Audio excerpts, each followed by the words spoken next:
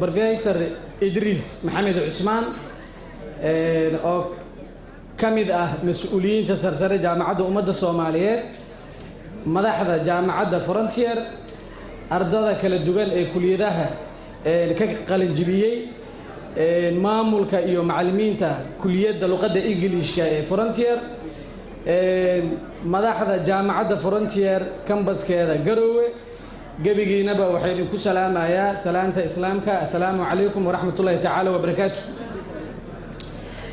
salaan kadib hadal weyn oo dheer ma qabo ujeedka ugu weyn meesha u joogno maanta waxa waaye in aydinku hambalyeeno xafladan qalin jibinta ah muddo soo wada suugaysaan idinkana aad dareemi kartaan anagana aan dareemi karno xaqiiqdii maanta maalin waxay ii tahay khaas ah sababtoo ah ardada horteeda wada fadhiyo most of them waxaan u maleynayaa maalinka ugu horeysay jaamacadda ay bilaawayeen waxaan u ahaa macallin oo kalaasi qaar u dhigayay maantana inaan arko ayagoo qalin jabinaya qaarkoodna ay yihiin shaqaale ka tirsan hay'adaha kala duwan ee waddanka ka jira haddii uu ahaan lahaa private haddii uu ahaan lahaa public intaba ka wada shaqeeyo farxad ayay ii tahay idinkana waxaa idin leeyahay congratulations hambalyo hambalyo hambalyo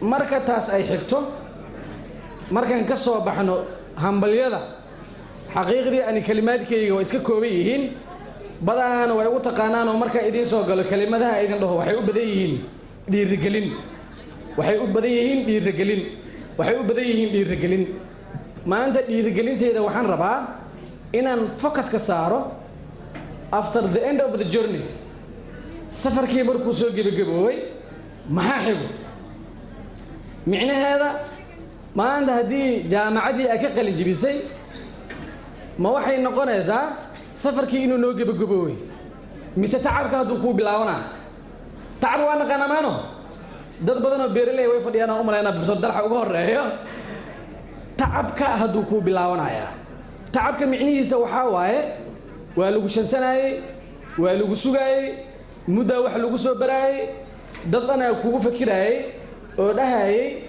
maalin hebel marka la gaaro usha ani aan wado waxaa iga qaadayo qof hebel saasoo maaha yaa mise maahan waaya anaa ugu horeeyo oo ustaad yuusuf ah dad badan oo waxaa idinku jiro aan isleeyahay mas-uuliyadda maanta dusha kaa saaran waxaa buuxin kara ayaga marka waxaa lagaa rabaa safarkii hadduu bilow kuu yahay wuxuu hadda bilow kuugu yahay inaad skillskaaga aad dhistid wuxuu hadda bilow kuugu yahay inaad hal abuur la imaatid wuxuu hadda bilow kuugu yahay in isbeddel aad la imaatid inta hore naftaada soo tarbiyanaysay indhaha furanaysay waxaa naftaada ku soo tarbiyanaysay tooshkii laguu dhiibay inaad shidan kartid tooshkii laguu dhiibay inaad meel ku ifin kartid tooshkii laguu dhiibay inaad dad ku hogaamin kartid maanta waxaa joogtaa waddadii aad ifsatay sida aad ku mari lahayd lagaa rabaa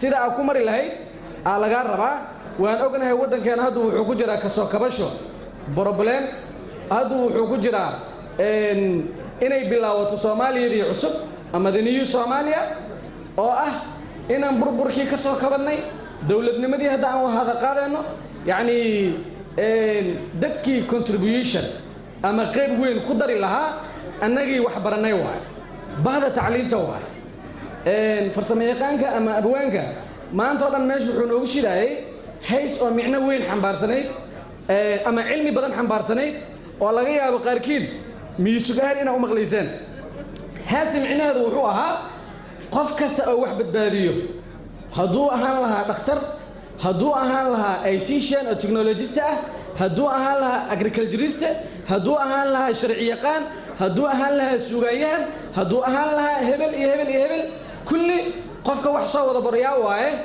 macallinkii waaye macallinkiina wuxuu ka bilowdaa the day adi aa qalin jibisid waxaa waaye teacher aad tahay you will teach what you have already learned wixii hore aa u soo baratay aa lagaa rabaa inaad baratid waxaa jirtay haddaa xasuusataan in our beginning journey, the start of our journey of bachelor degree, kelimado khaas ay idin dhihi jiraa jirsay oo maanta miraheeda ah haysaan.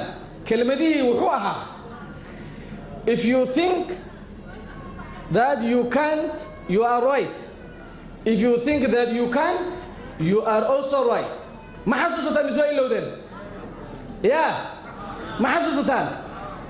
Hey, fikradahaas maalintaas aan sheegayay ardadii isku qufushay, maanta ardadan maanta wada labisan waay.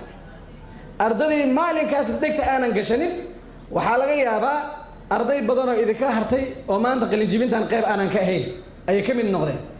Oraadaas oo micnaheeda ahayd, haddii aad ku fakirtid in cirka aad soo domin karto, you can do it.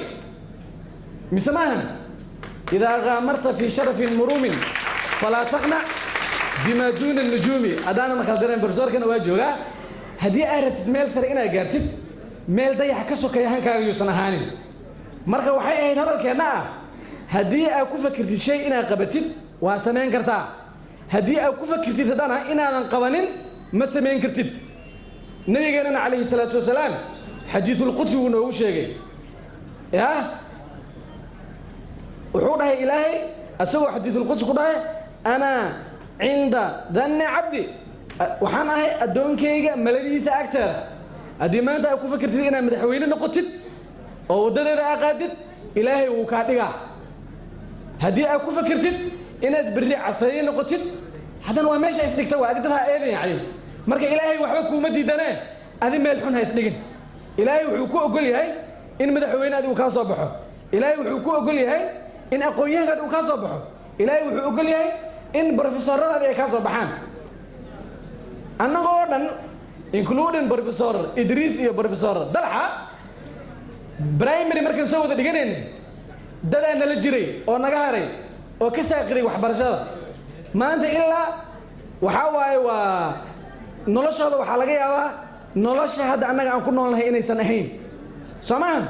marka annaga waxaana laga rabaa waalidkii annaga nagu soo tacabeelay ugu horeeyo, waalidka ku dhalay uu ku xigo waalidiintaada oo macallimiintaada ah, oo wax aanan lagaa dhexli karin ku dhexli siiyey. wax aanan lagaa dhexli karin. maanta haddaad dhimatid cilmiga ma lagaa qaadan karaa?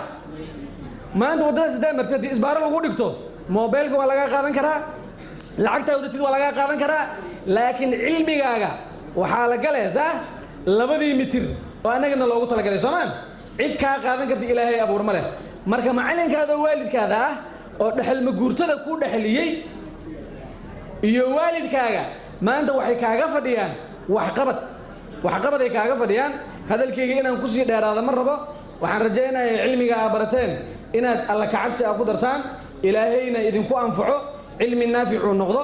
bahdii oo jaamacadda Frontier wax idin soo bartayna waxay idinkaga fadhisaa horumarka la idin gaarsiiyey inaad qayb ka noqotaan, wixii aad ka qaban kartaan inaad ka qabataan. sababtoo ah birritoo la shaqaa bilaawaysa. markaa shaqo bilaawdid, haddii contributionkaagu uu noqdo 1 qof oo masaakiin ah inaad jaamacadda jeebkaada wax ooga bixisid, waxaa laga yaabaa bishii shoppingkeena $100 ka badan waa isticmaalnaa. airtime waxaan u malaynaa intaasoo waa isticmaalnaa. daatadoo habeenkii oo dhan annaga aan ku dhafarno ayadoon cibaado ahayn oo moobeelada aan ku shubno waa isticmaalnaa.